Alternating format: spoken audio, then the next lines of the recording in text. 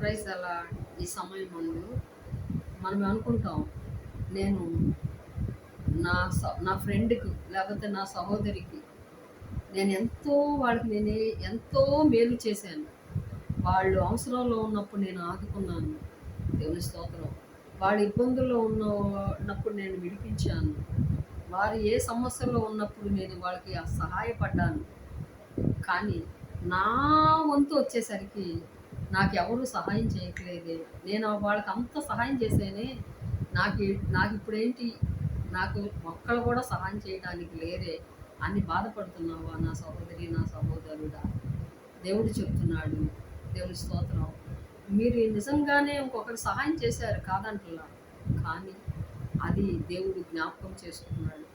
మీరు మర్చిపోయినా, సహాయం చేసిన వాళ్ళు మర్చిపోయినా, మీరు మీరు చేసినటువంటి సహాయం, మీరు చేసింది కూడా మీరు మర్చిపోయినా, యేసయ్య మాత్రం మర్చిపోడండి.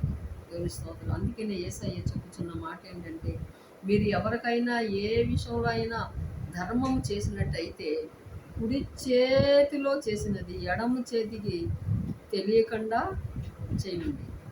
అప్పుడు పరలోకమందు తండ్రి మీకు ప్రతిఫలం ఇస్తాడని దేవుడు చెప్తున్నాడు. కాబట్టి మీరు ఏది చేసినా దేవుని స్తోత్రం, నేను పలానా వారికి సహాయం చేసేయను, ఇప్పుడు నాకు ఎవ్వరు సహాయం చేయట్లేదే, నా వంతు వచ్చేసరికి నాకు ఎవ్వరు సహాయం చేయట్లేదా అనొద్దు.